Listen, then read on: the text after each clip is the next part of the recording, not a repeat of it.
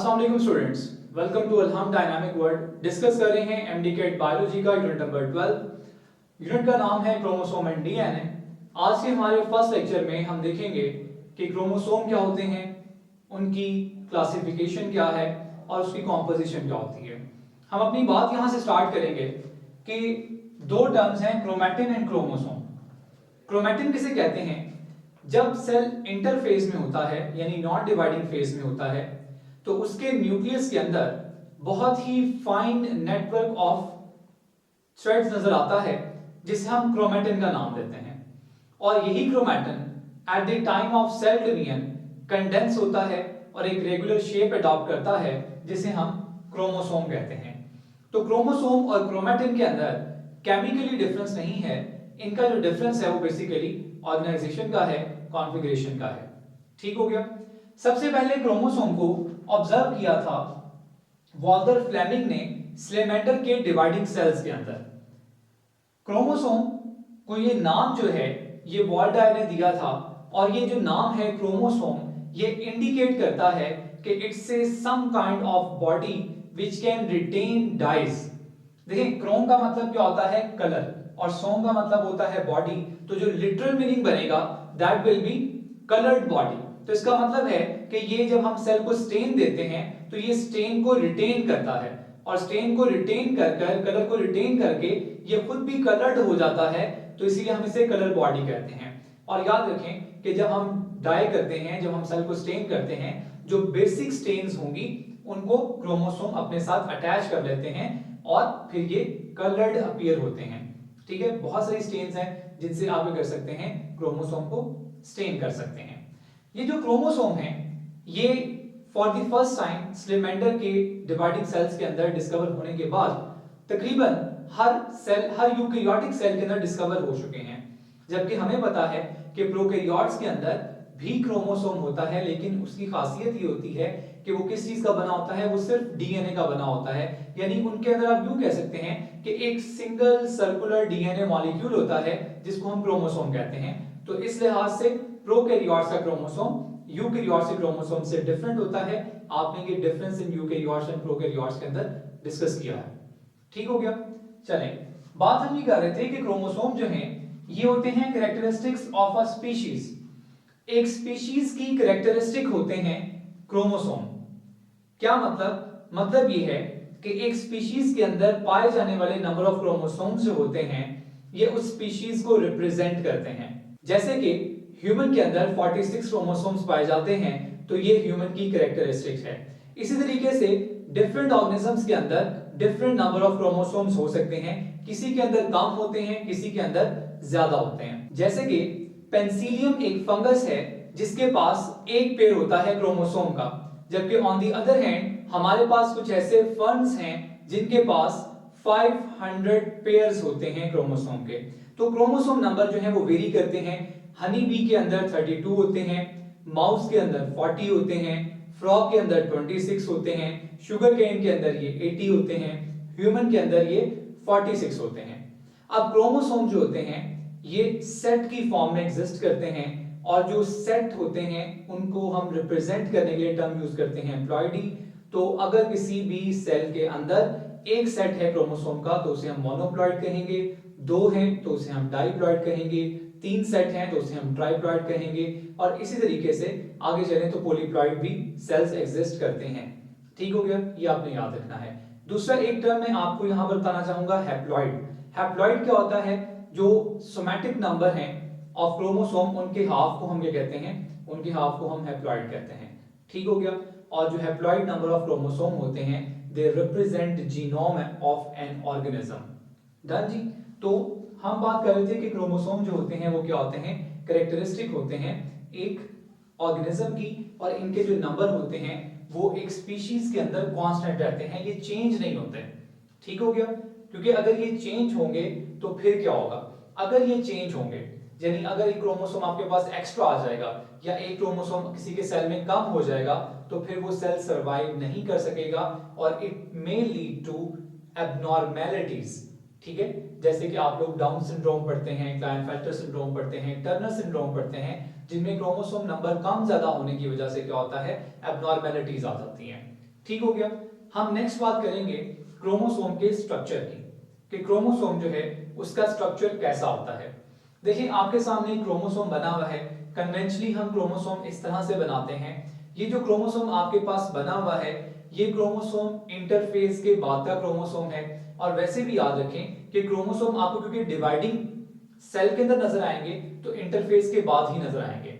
Interface जब होता है तो उसमें एस फेज होता है, और एस फेज जब होता है तो एक क्रोमोसोम जो होता है उसके साथ एक आइडेंटिकल क्रोमैटिड बन जाता है। तो आपके पास जो क्रोमोसोम आपको विजिबल नजर आता है प्रोफेज मेटाफेज में, वो कैसा होता है? वो होता है इस तरह का, जिसके पास दो क्रोमैटिड होते हैं और इन दोनों के पास एक जैसी इंफॉर्मेशन होती है।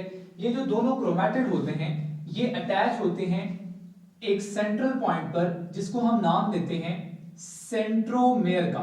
क्या नाम देते हैं? सेंट्रोमेयर का नाम देते हैं। सेंट्रोमेयर का जो दूसरा नाम है वो है प्राइमरी कॉन्स्ट्रिक्शन। क्या नाम है? Primary constriction. इसे हम प्राइमरी कॉन्स्ट्रिक्शन का नाम भी देते हैं। ठीक हो गया। तो प्राइमरी कॉन्स्ट्रिक्शन जो है या सेंट्रोमेयर जो है, ये वो पॉइंट होता है जहां पर दो क्रोमैटिड्स आपस में जुड़े होते हैं। ठीक हो गया। इसी तरह से ये जो आपको क्रोमैटिड नजर आ रहे हैं, इसकी लेंथ के अलोंग समटाइम कुछ और कंडेंस्ड एरियाज भी होते हैं। वो जो कंडेंस्ड एरियाज होते हैं उनको हम नाम देते हैं सेकेंडरी कॉन्स्ट्रिक्शन का। इसका नाम देते हैं सेकेंडरी कॉन्स्ट्रिक्शन का नाम देते हैं। ये जो सेकेंडरी कॉन्स्ट्रिक्शन होती है ये प्राइमरी कॉन्स्ट्रिक्शन से डिफरेंट है। ठीक है, इसको हम नाम देते हैं सेकेंडरी कॉन्स्ट्रिक्शन का। ठीक है, तो सेकेंडरी कॉन्स्ट्रिक्शन क्या चीज होती है? सेकेंडरी कॉन्स्ट्रिक्शन बेसिकली वो एरिया होता है जिसके पास इंफॉर्मेशन है for the organization of nucleolus. तो इसीलिए इसका दूसरा नाम होता है न्यूक्लियोलर ऑर्गेनाइजर। ठीक है, क्या नाम होता है? Nucleolar organiser. अब आप इसमें देखिएगा जरा कि आपको बिल्कुल नीचे यहां पर क्या नजर आ रहा है? एक नॉब नजर आ रही है। ये जो नॉब लाइक स्ट्रक्चर होता है, इस नॉब लाइक स्ट्रक्चर को हम कहते हैं सैटेलाइट। सैटेलाइट जो है ये कह लेंगे एक एक्स्ट्रा पार्ट है और इसके पास वो इंफॉर्मेशन है जो कि जंक डीएनए कहलाती है, जिसकी सेल को इससे जरूरत नहीं है, तो ये जंक डीएनए कहलाता है। ठीक हो गया। तो primary constriction, secondary constriction, satellite, और इसके बाद बड़ा इंपॉर्टेंट स्ट्रक्चर जो आपने याद रखना है वो होते हैं इसके किनारे। इसके किनारों को हम नाम देते हैं टीलोमेयर्स का। इसका नाम देते हैं टीलोमेयर्स का। ठीक है, टीलोमेयर्स जो होते हैं ये वो पार्ट होते हैं क्रोमोसोम का जो बिल्कुल एंड पर होते हैं और ये किसी स्ट्रक्चर के साथ अटैच नहीं होते। बल्कि इनका काम क्या होता है? इनका काम ये होता है कि ये क्रोमोसोम की इस तरह से पेयरिंग को रोकते हैं कि क्रोमोसोम जो है वो इस तरह से पेयर ना हो। जब क्रोमोसोम ने पेयर होना होगा वो इसी तरीके से पेयर होंगे। ठीक है, साइड बाय साइड पेयर हो, हेड टू हेड पेयरिंग उनकी ना हो, इस चीज को रोकते हैं। ठीक हो गया।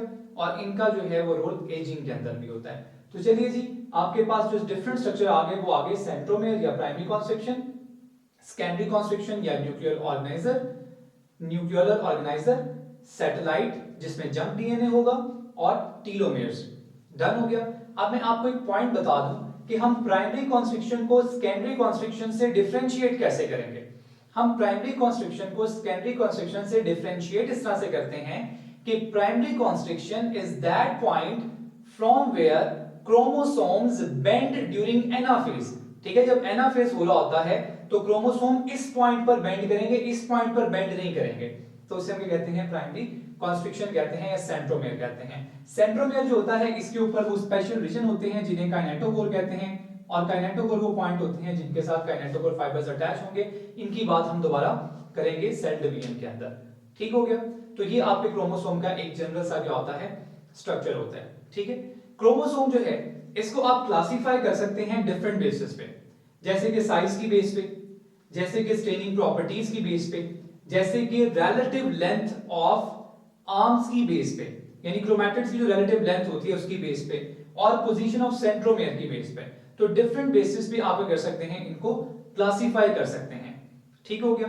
और जब आप इनको डिफरेंट बेसिस पे क्लासिफाई करते हैं और फिर आप इनको अरेंज करते हैं तो आपके पास जो एक पिक्चर बनती है that is known as karyotype. ठीक है, जब हम मेटाफेज क्रोमोसोम्स को अरेंज करते हैं, उनकी एक एरे बनाते हैं, तो वो जो आपके पास एरे बनती है, वो जो आपके पास एक पिक्चर बनती है, उसे हम कहते हैं कैरियोटाइप कहते हैं। और एक स्पीशीज की कैरियोटाइप दूसरी स्पीशीज की कैरियोटाइप से डिफरेंट होगी, ठीक है, बल्कि कुछ केसेस के अंदर एक ही स्पीशीज के इंडिविजुअल की कैरियोटाइप क्या होती है, डिफरेंट होती है, ठीक है। और ये जो आपके पास पिक्चर बनती है इसे साइटोग्राम कहते हैं। तो लें जी, अब हम एक थोड़ी सी एग्जांपल पढ़ लेते हैं क्लासिफिकेशन की, कि क्लासिफिकेशन जो है हमने एक क्लासिफिकेशन डिस्कस कर लेते हैं और वो है on the basis of position of centromere. आप जरा नोट कीजिएगा, मैंने यहां पर एक क्रोमोसोम बनाया है जिसका सेंट्रोमेयर बिल्कुल टर्मिनस पर है, बिल्कुल एंड पर है। तो जो बिल्कुल एंड के ऊपर यहां पर एग्जिस्ट कर रहा है सेंट्रोमेयर, टेल के ऊपर एग्जिस्ट कर रहा है, टर्मिनस पे एग्जिस्ट कर रहा है, इस तरह के क्रोमोसोम को हम बोलते हैं टीलोसेंट्रिक। क्या बोलते हैं, टीलोसेंट्रिक बोलते हैं। फिर आप जरा नेक्स्ट देखिएगा कि आपके पास एक क्रोमोसोम बना नजर आ रहा होगा जिसमें जो सेंट्रोमेयर है वो टर्मिनस से थोड़ा सा नीचे है, बिल्कुल एंड पर नहीं है, थोड़ा सा नीचे है, इसे हम बोलते हैं एक्रोसेंट्रिक। ठीक हो गया। फिर आप थर्ड में देखें जरा, आपके पास जो सेंट्रोमेयर है वो मिडल से थोड़ा सा ऊपर है, बिल्कुल मिडल में नहीं है, थोड़ा सा ऊपर है, इसे हम बोलते हैं सब मेटासेंट्रिक। और यहां पर आप देखेंगे कि आपके पास बिल्कुल सेंटर के अंदर क्या है, सेंट्रोमेयर है, इसे हम बोलते हैं मेटासेंट्रिक। ठीक हो गया। टीलोसेंट्रिक जो होते हैं ये हमारे अंदर एग्जिस्ट नहीं करते, ये वाले क्रोमोसोम, और बाकी तीन तरह के क्रोमोसोम जो है वो ह्यूमंस में एग्जिस्ट करते हैं। ठीक हो गया, यहां तक डन है। अब देखिएगा जरा, जब ये क्रोमोसोम एनाफेज के दौरान बेंड होंगे तो किस तरह की शेप लेंगे। आपके पास जो टीलोसेंट्रिक और एक्रोसेंट्रिक हैं ये आई शेप अडॉप्ट करेंगे, क्योंकि आप इनको अगर बेंड भी करवा लें तो इनके अंदर कोई खास फर्क नहीं पड़ना, ये आपको आई की तरह के नजर आएंगे। जबकि जो सब मेटासेंट्रिक है, जब ये बेंड होगा तो ये बेंड होकर जे शेप लेगा। ठीक है, ये देख रहे हैं, इसकी शॉर्ट जो आर्म होगी वो इस तरह से बेंड होगी। ठीक हो गया। जबकि जो आपके पास मेटासेंट्रिक है ये एनाफेज के दौरान जब बेंड होगा तो कौन सी शेप बनाएगा, ये आपके पास वी शेप बनाएगा। डन हो गया। ये देखें, इसकी एक बाजू और दूसरी बाजू की लेंथ क्या होगी, बराबर होगी, तो ये वी शेप बना देगा। यहां तक डन है जी। तो ये थी क्लासिफिकेशन किस चीज की, क्रोमोसोम की। डिफरेंट बेसिस पे कर सकते हैं। हमने किस बेस पे की है, हमने की है पोजीशन ऑफ सेंट्रोमेयर की बेस पे, और हमने की है शेप की बेस पे, कि शेप की बेस पे क्रोमोसोम आई, जे और वी शेप के होते हैं। डन है जी यहां तक। चलें नेक्स्ट मूव करते हैं कि क्रोमोसोम की कॉम्पोजिशन क्या होती है। क्रोमोसोम जो है हमारा वो किस चीज का बना होता है, तो क्रोमोसोम जो है ये दो चीजों का बना होता है। क्रोमोसोम के अंदर जो एक चीज होती है वो होती है डीएनए। अगर हम बात करें यूकेरियोट्स की, तो यूकेरियोट्स के अंदर ये जो डीएनए होता है ये लीनियर डीएनए होता है। ठीक है, जबकि हमने बात की हुई है कि प्रोकैरियोट्स के अंदर ये क्या होता है, सर्कुलर डीएनए होता है। तो डीएनए जो है ये होता है 40% डीएनए होता है। जबकि आपके पास दूसरे जो मेन कंपोनेंट होता है वो क्या होती हैं, वो होती है प्रोटीन। और प्रोटीन जो होती है वो अप्रोक्सीमेटली कितना बना रही होती हैं, 60% बना रही होती हैं। तो 40% डीएनए और 60% प्रोटीन से मिलकर क्या बनता है, हमारा क्रोमोसोम बनता है। ठीक हो गया। डीएनए जो है ये पूरे के पूरे क्रोमोसोम के अंदर, पूरे के पूरे क्रोमोसोम की लेंथ के अंदर एक ही डीएनए का मॉलिक्यूल होता है। ठीक है, जो यहां से शुरू होता है और कहां तक जाता है, यहां नीचे तक जाता है। ये एक सिंगल डीएनए मॉलिक्यूल होता है और इसकी जो लेंथ होती है वो कितनी बन जाती है, अप्रोक्सीमेटली 5 सेंटीमीटर बन जाती है। ठीक है, अगर हम इसको खोलकर सीधा करके रखें तो इसकी लेंथ कितनी होगी, 5 सेंटीमीटर होगी। ठीक हो गया। अब सवाल ये है कि 5 सेंटीमीटर लेंथ का एक बड़ा सा डीएनए मॉलिक्यूल किस तरीके से एक छोटे से क्रोमोसोम के ऊपर अरेंज होता है। तो याद रखें कि डीएनए की जो क्रोमोसोम के अंदर फिटिंग है उसमें हम 4 लेवल पे उसकी पैकिंग करते हैं।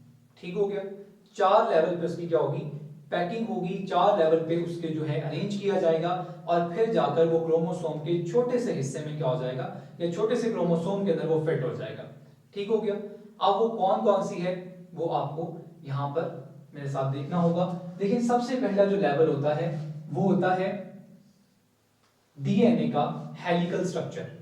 देखिए, डीएनए जो है अगर हम उसका हेलिक्स नहीं बनाएंगे, उसको सीधा ही रखेंगे, सीधा रखेंगे तो वो 5 सेंटीमीटर का है। लेकिन जब हम उस सीधे मॉलिक्यूल का हेलिक्स बना देंगे तो उसकी लेंथ क्या हो जाएगी, उसकी लेंथ कम हो जाएगी। ठीक है, तो सबसे पहला जो लेवल होता है वो क्या होता है, वो होता है उसके हेलिक्स बनने का। ठीक हो गया, तो यहाँ पर आपको ये हेलिक्स जो है वो नजर आ रहा होगा, ये डीएनए है प्योरली। अब ये डीएनए जो है इसके सेगमेंट्स को हम जीन कहते हैं। अब ये जो डीएनए है इसको जब हम हेलिक्स बना लेते हैं तब भी ये बड़ा होता है, ये इतना बड़ा होता है कि इस छोटे से क्रोमोसोम पे फिट नहीं आ सकता, तो हम इसे एक और लेवल पर क्या करते हैं, पैक करते हैं। और वो लेवल क्या है, वो लेवल ये है कि हम इसका बना देते हैं न्यूक्लियोसोम। हम इसका बना देंगे न्यूक्लियोसोम। न्यूक्लियोसोम किस तरह से होता है और क्या चीज होती है, मैं आपसे न्यूक्लियोसोम जो है उसका स्ट्रक्चर शेयर कर लेता हूं। जो न्यूक्लियोसोम है ये बेसिकली दो चीजों से मिलकर बना हुआ स्ट्रक्चर है। ठीक है, और वो स्ट्रक्चर क्या क्या है, वो स्ट्रक्चर है प्रोटीन। कौन सी प्रोटीन होती है ये होती है हिस्टोन प्रोटीन। ठीक है, और हिस्टोन प्रोटीन के ऊपर क्या लिपटा हुआ है, हिस्टोन प्रोटीन के ऊपर लिपटा हुआ है डीएनए। वही हमारा डीएनए जिसको हम पैक करने की कोशिश कर रहे हैं इनटू ए स्मॉलर स्ट्रक्चर।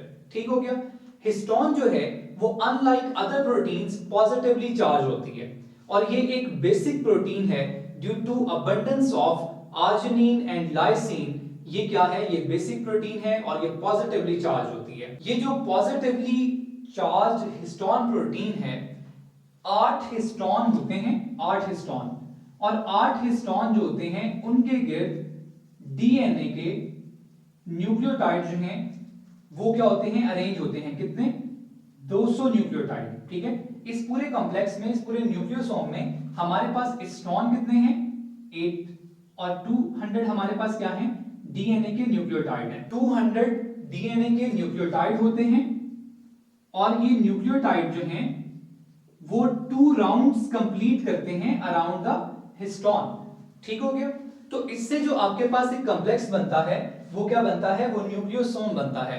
तो अब आप देखिएगा जरा कि आपका जो हेलिकल डीएनए था वो मजीद क्या हो गया, वो मजीद हिस्टोन प्रोटीन के ऊपर लिपट गया, तो उसका साइज और क्या हो जाएगा, कम हो जाएगा, उसका साइज थोड़ा सा और रिड्यूस हो जाएगा, क्योंकि वो हिस्टोन के ऊपर क्या करेगा, लिपट जाएगा। तो आप देख सकते हैं ये न्यूक्लियोसोम है, ये न्यूक्लियोसोम है, ये न्यूक्लियोसोम है। न्यूक्लियोसोम्स के दरमियान में जो आपको ये लाइन नजर आ रही है ये भी डीएनए होता है, it is called linker DNA. ठीक है, ये एक न्यूक्लियोसोम को दूसरे न्यूक्लियोसोम से लिंक कर रहा है, तो इसे हम लिंकर डीएनए कहते हैं। लेकिन अभी भी डीएनए की लेंथ ज्यादा है, हमने इसको और छोटा करना है। तो और छोटा कैसे करेंगे, देखिए जो न्यूक्लियोसोम है, अगर आप देखें तो न्यूक्लियोसोम इस तरह के स्ट्रक्चर होते हैं कि जिस तरह से एक बीडेड स्ट्रिंग होती है। अब ये जो बीडेड स्ट्रिंग है हम इसको और छोटा करना चाह रहे हैं, क्योंकि ये बीडेड स्ट्रिंग वाला जो स्ट्रक्चर है ये भी यहां पर फिट नहीं होगा, तो इसको फर्दर हम क्या करते हैं, हम इसको कॉइल कर लेते हैं। कॉइल देख लीजिएगा यहां पर आपके सामने ये बना हुआ है स्ट्रक्चर, ये आपके पास क्या होगी, कॉइल बन गई। जब आप इस सीधी वाली स्ट्रिंग को इस तरह से अरेंज करेंगे, उसकी कॉइलिंग करेंगे, तो ये स्ट्रक्चर और रिड्यूस हो जाएगा। ठीक है, ये आपके पास जो स्ट्रक्चर बनता है इसे क्रोमैटिन फाइबर कहते हैं। आपके पास इंटरफेस के अंदर क्रोमैटिन फाइबर ही अवेलेबल होते हैं। ठीक है, लेकिन जब आप डिवाइड करना शुरू करता है सेल, तो फिर ये क्रोमैटिन फाइबर और कंडेंस होता है, और ये और कंडेंस होकर सुपर कॉइलिंग शो करता है, और सुपर कॉइलिंग जब होती है तो साइज इतना रिड्यूस हो जाता है कि आपका वो बड़ा सा डीएनए किसमें फिट हो जाता है, वो बड़ा सा डीएनए क्रोमोसोम के अंदर फिट हो जाता है।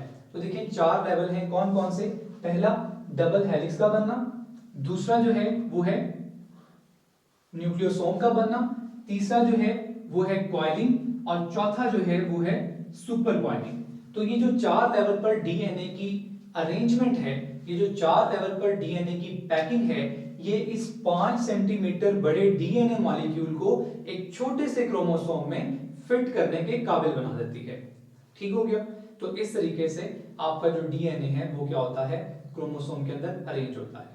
ठीक हो गया, अब देखिए डीएनए का जो मॉलिक्यूल है, ये जो हमारे पास इतनी ज्यादा इंफॉर्मेशन है, 5 सेंटीमीटर बड़ा डीएनए का मॉलिक्यूल है, इसके ऊपर बहुत सारी इंफॉर्मेशन होती है, मतलब इसके ऊपर हंड्रेड्स ऑफ जीन्स होती हैं और उसके ऊपर बहुत सारी इंफॉर्मेशन होती हैं। अगर हम इस बात को थोड़ा सा समझने की खातिर कहें तो देखिए ये इतनी इंफॉर्मेशन है कि आप इस इंफॉर्मेशन से 280 बुक्स जो हैं वो क्या कर सकते हैं, लिख सकते हैं।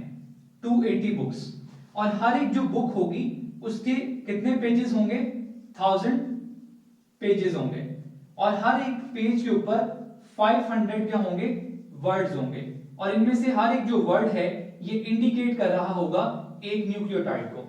ठीक है, तो आप देख लीजिए कि ये इतनी बड़ी इंफॉर्मेशन सिर्फ एक क्रोमोसोम पर होती है। ठीक हो गया, चलिए हम अपने टॉपिक के आखिर की तरफ चलते हैं। हमारा जो क्रोमैटिन होता है, क्रोमोसोम के ऊपर जो इंफॉर्मेशन होती है, ये जो हमारा क्रोमैटिन होता है ये दो तरह का होता है। एक होता है यूक्रोमैटिन और एक होता है हेट्रोक्रोमैटिन। यूक्रोमैटिन वो होता है जो कि ट्रांसक्राइब होता है। ठीक है, यूक्रोमैटिन वो है जो कि ट्रांसक्राइब होता है और एक्सप्रेस भी होता है, उसे हम कहते हैं यूक्रोमैटिन। और दूसरा क्रोमैटिन वो होता है जो कि क्या होता है, डार्कली स्टेन्ड होता है और बहुत हाईली कंडेंस होता है, उसे हम कहते हैं हेट्रोक्रोमैटिन। हेट्रोक्रोमैटिन जो है ये बहुत ही डार्क एरिया होता है, बहुत डार्कली स्टेन्ड होता है और ये एक्सप्रेस भी नहीं होता, तो इसे हम हेट्रोक्रोमैटिन कहते हैं। ठीक हो गया, तो ये हमारा आज का लेक्चर था। इसमें जो एमसीक्यूज हैं वो आपने याद रखने हैं कि क्रोमैटिन और क्रोमोसोम में क्या फर्क है, क्रोमैटिन हमें कब नजर आता है, क्रोमोसोम कब नजर आते हैं।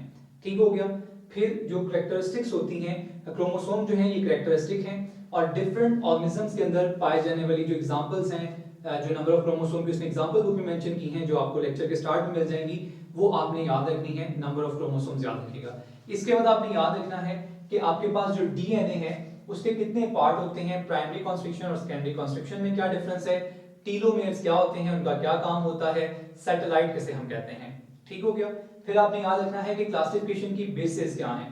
वो आपसे पूछ सकता है कि chromosomes can be classified on the basis of, उसमें 3 ऑप्शन ठीक लिखे होंगे, एक ऑप्शन ऐसे कोई गलत लिखा होगा, तो उसमें आपको अगर ये 4 ऑप्शन पता होंगे तो आप गलत वाला ऑप्शन जो है वो चूज कर सकते हैं, वहां से आप उसको आइडेंटिफाई कर सकते हैं, आप सही वाला आइडेंटिफाई कर सकते हैं। तो ये चीज आपने याद रखनी है।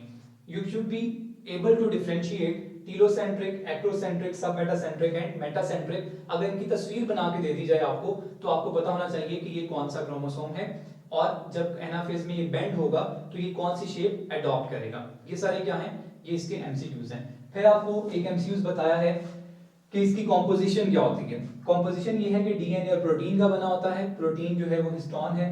डीएनए जो है 40%, प्रोटीन कितनी होती है, 60% होती है।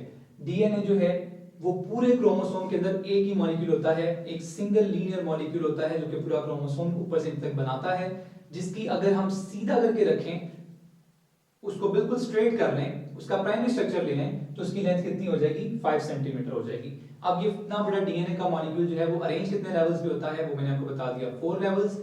कौन कौन से हैं वो भी सुन लें। DNA double helix, nucleosome, coil and super coil. तो ये आपके पास 4 लेवल हैं जहां पर क्या होता है, डीएनए ऑर्गेनाइज होकर क्रोमोसोम में फिट होता है। क्रोमोसोम जो है इसके ऊपर बेशुमार इंफॉर्मेशन है, बहुत सारी इंफॉर्मेशन है। इतनी इंफॉर्मेशन है कि आप 280 प्रिंटेड बुक्स बना सकते हैं विद 100 पेजेस एंड 500 वर्ड्स। ठीक है, तकरीबन एक क्रोमोसोम के ऊपर 140 मिलियन क्या होते हैं, न्यूक्लियोटाइड्स होते हैं। ठीक हो गया, बाकी हमारे क्रोमैटिन की 2 टाइप्स होती हैं, कौन कौन सी, यूक्रोमैटिन और हेट्रोक्रोमैटिन। इनका डिफरेंस याद रखिएगा, ये लाइटर होता है, ट्रांसक्राइब होता है और न्यूक्लियस के सेंटर की तरफ होता है, जबकि जो हेट्रोक्रोमैटिन होता है ये डार्कर होता है, ट्रांसक्राइब नहीं होता, और ये पेरिफेरल साइड पर होता है। ठीक है, आज के लेक्चर के लिए इतना ही। अल्लाह हाफिज।